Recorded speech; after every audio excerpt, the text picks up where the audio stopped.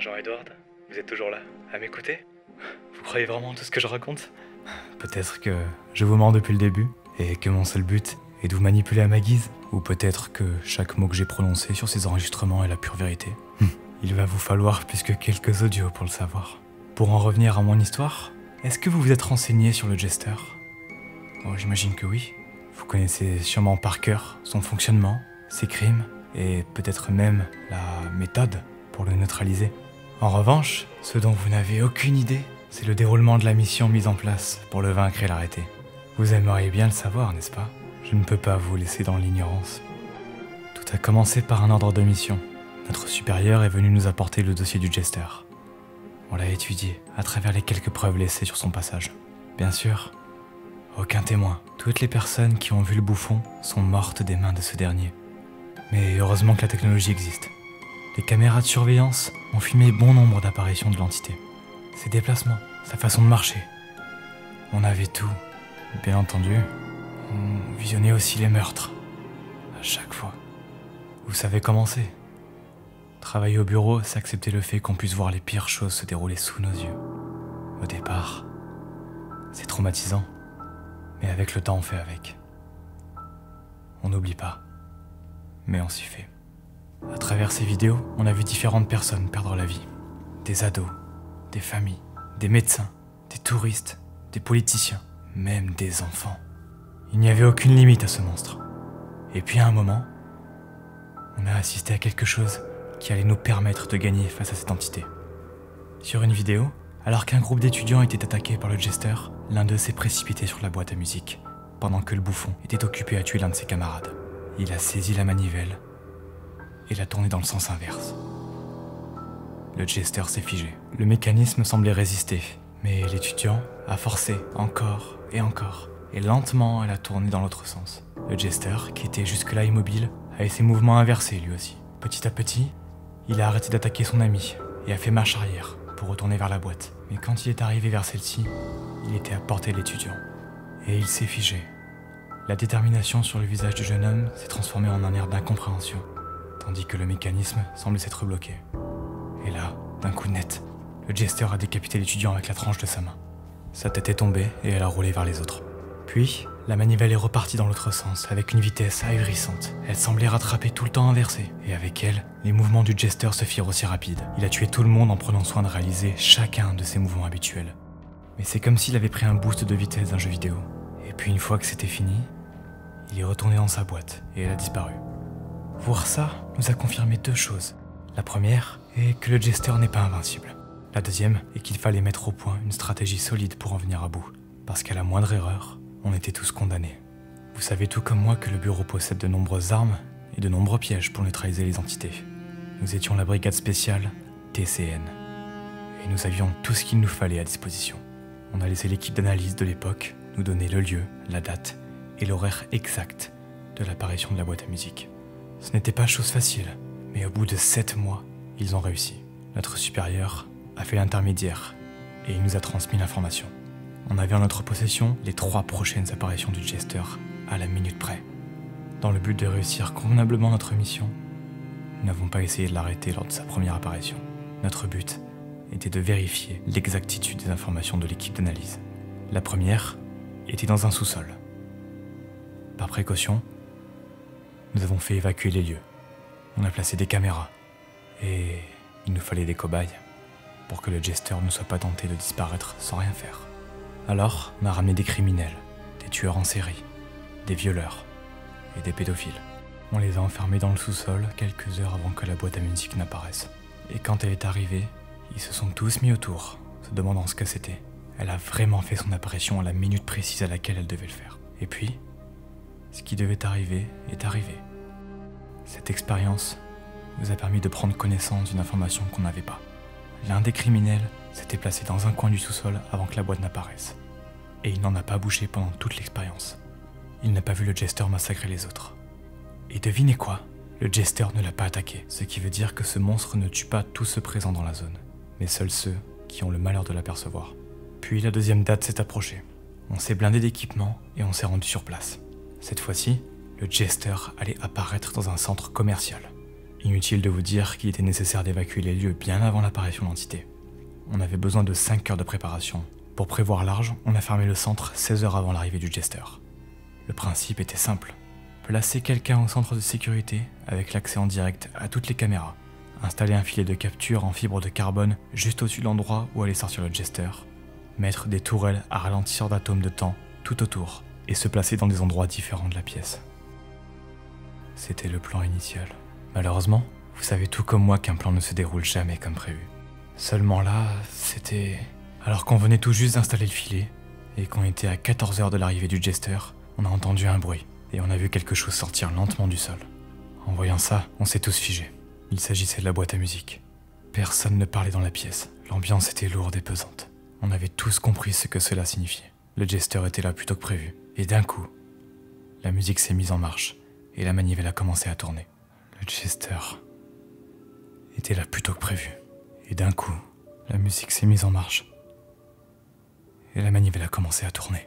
Vous savez, Jean-Edouard, avec mes camarades, on a souvent côtoyé la mort. Mais à ce moment-là, je voyais sur le visage de chacun d'entre eux que c'était le cas le plus extrême qui n'était jamais arrivé.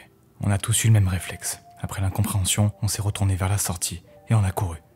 Il était impossible qu'un simple filet retienne ce monstre. Il ne pouvait que le ralentir. Alors je pense que chacun d'entre nous s'est dit que si on ne voyait pas le Jester, il n'aurait aucune raison de nous tuer. Mais on s'est très vite rendu compte qu'on allait tous mourir ici. À l'extérieur, des agents avaient été postés afin de ne laisser entrer personne. Mais on n'avait pas verrouillé les portes. Alors, quand on est arrivé à celle-ci, et qu'elles étaient fermées, nous n'avons pas compris pourquoi. On a contacté notre agent aux caméras. Aucune réponse. Et puis, la musique s'est arrêtée. Pour l'information, il faut savoir qu'à ce moment, on était au bout d'un couloir très long, que de l'autre côté, il y avait un grand hall, avec au milieu la boîte. Donc quand le Jester est sorti de celle-ci, nous l'avons tout de suite vu. Les craquements de ses articulations résonnaient dans tout le bâtiment. L'une de nos agents s'est ruée vers lui. Elle a saisi la télécommande du filet et a appuyé dessus. Le Jester était debout, à nous observer, sans rien dire, avec son large sourire habituel sur le visage. Le filet est tombé. Il n'a pas bronché. Il a même laissé échapper un rire.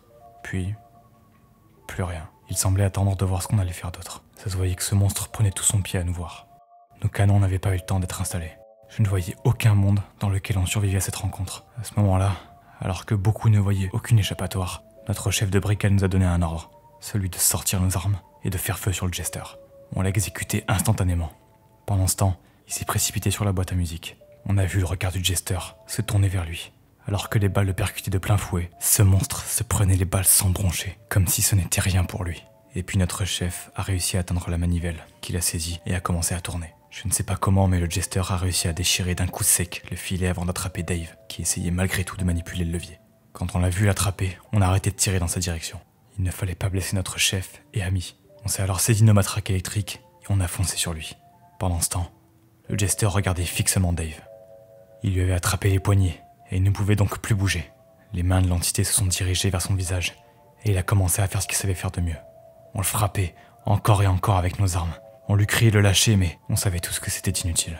On pouvait voir le sang s'écouler du visage de Dave et son expression se transformer en véritable terreur. Puis, un de mes camarades s'est dirigé vers la manivelle pour essayer de lui aussi de la manipuler.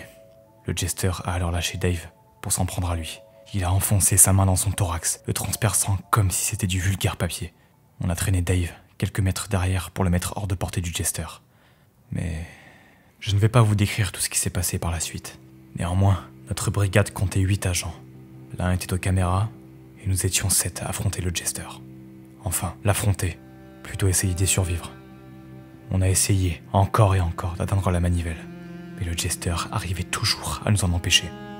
Je l'ai vu tuer plusieurs de mes camarades, et tandis qu'il était loin devant, et que j'avais entre mes mains la manivelle, et qu'elle tournait, et que j'allais enfin réussir à le faire rentrer dans sa boîte, en s'approchant, il a réussi à faire un mouvement avec son bras.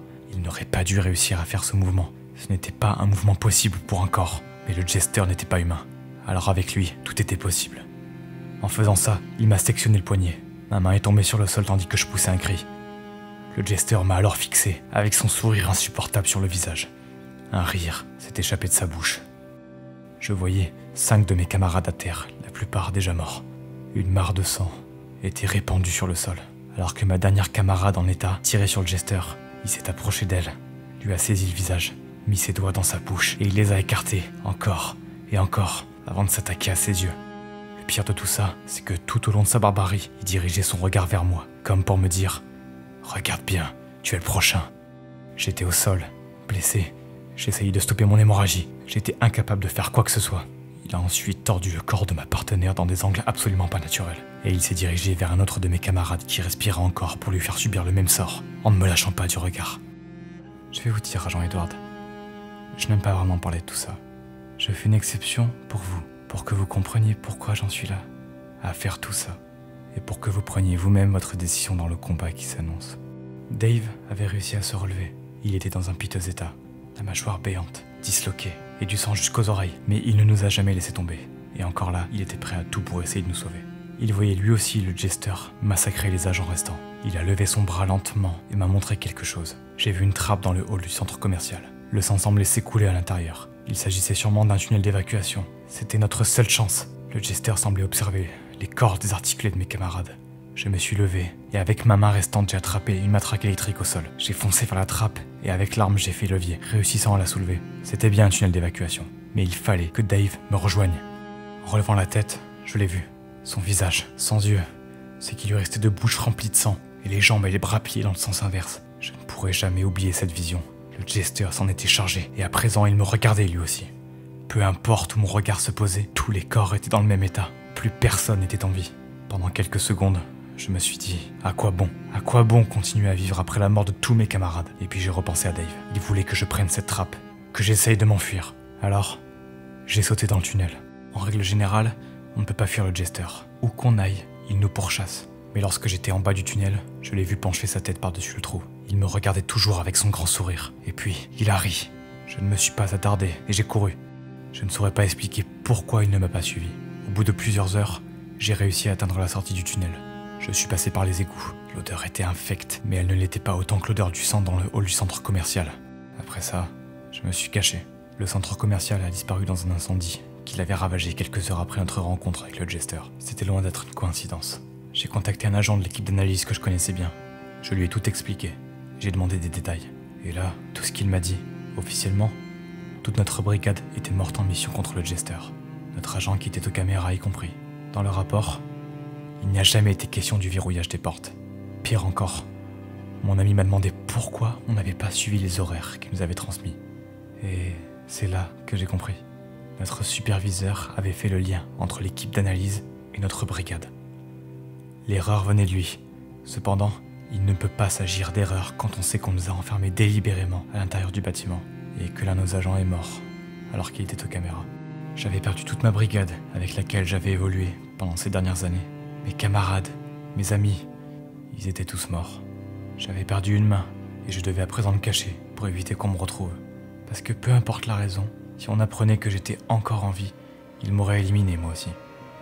Alors j'ai décidé de mener un nouveau combat, celui contre les responsables de tout ça, celui contre l'organisme qui nous avait embauchés, celui contre le bureau de l'étrange qui nous avait trahis. Et après enquête, j'ai découvert que notre disparition était vue comme une dissolution par les hauts gradés, qu'on en savait trop et qui voulait constituer une nouvelle équipe, que certains membres de notre brigade étaient qualifiés comme dangereux, avec un potentiel de risque assez élevé, dont notre chef. Ce qui est assez marrant quand on y pense, c'est que parmi les noms sur la liste des plus gros dangers, il manquait le mien, alors que... Vous devez sûrement comprendre où je veux en venir, agent Edward. Je ne reculerai devant rien pour venger les miens. Même si ça doit passer par le sacrifice de milliers d'innocents, j'exterminerai le bureau de l'étrange, ainsi que tous ceux qui se dresseront sur ma route. Mais je ne veux pas spécialement vous faire de mal, agent Edward. Après avoir entendu tout ça, il est légitime de remettre en doute votre mission au sein du bureau. Est-ce que vous allez tout de même essayer de m'arrêter? Je pense que oui. Mais avant que vous ne le fassiez, j'aimerais que nous nous rencontrions pour discuter de tout ça de vive voix. Je vous donnerai bientôt le lieu et la date. En attendant, faites attention. Restez à l'affût de chaque petite chose qui vous paraît étrange au bureau. J'ai hâte de vous rencontrer. Harlequin, c'est donc ça que tu cachais depuis tout ce temps. Cette trahison, cette mission qui a tourné au fiasco. Et en plus de ça, tu me dévoiles de nombreuses informations pour t'identifier. Tu as remis en cause l'intégrité du bureau dans ton premier enregistrement. Et voilà que j'ai enfin l'explication. Du moins une partie. J'ai l'impression qu'il y a encore de nombreuses choses derrière tout ça. Et puis, une rencontre. Je ne vais pas attendre de tes nouvelles sans rien faire. Oh non. J'ai juré loyauté au bureau de l'étrange. Et je le serai jusqu'au bout. Peut-être que quelqu'un a voulu vous faire disparaître. Peut-être même qu'il s'agissait réellement d'un complot. Mais si le bureau disparaissait, ce serait une terrible épreuve pour notre monde. Et puis, mes collègues, tu crois vraiment que je te laisserai en tuer sans broncher? Bien sûr que non. Pour autant, je ne peux pas laisser la mort de tes camarades impunie. Je vais enquêter là-dessus. Et trouver aussi la personne que tu connais, membre de l'équipe d'analyse. Si tout ce que tu as dit se confirme, je prendrai les mesures nécessaires. Mais je ferai ça à ma manière, sans effusion de sang. Dans tous les cas, peu importe ce qui résulte de mon enquête, notre rencontre signera ton arrestation. Et je ne reculerai devant rien pour te voir derrière les barreaux. Clarisse, rejoins-moi. Il faut qu'on parle. C'est donc ça le secret de l'Arlequin? Je remets tout en cause. Le bureau, les supérieurs, le système. On va l'arrêter, Clarisse. Il n'y a aucun monde où il nous échappe. Mais s'il avait raison? Si le conseil à la tête du bureau se permettait de supprimer des agents quand bon lui semble, on ne peut pas rester sans rien faire. On ne le fera pas, crois-moi qu'on ne le fera pas. Ça sera la suite de notre enquête qui va déterminer tout ça. Il faut absolument qu'on confirme les dires de l'Arlequin. Et surtout, qu'on soit discret. Pour en revenir à ce que je pensais, on a une piste sur son identité. Ils étaient 8 membres de la brigade spéciale. Robert, Jack, Dave, Mathieu, Henk, Marie, Tobias et Teresa. D'après cet audio, on sait que ce n'est pas Dave, ce qui ne nous laisse plus que 5 hommes. Quand il parle de l'agent aux caméras, il parle de lui au masculin, donc si on arrive à savoir de qui il parle, on réduit la liste à 4. Mais le dossier traitant de cette mission semble introuvable. Il n'y a qu'une seule chose à faire dans ce cas. Il faut... Trouver son contact au sein de l'équipe d'analyse. Et une fois que ce sera fait... Nous pourrons savoir la vérité. Alors, on commence notre enquête.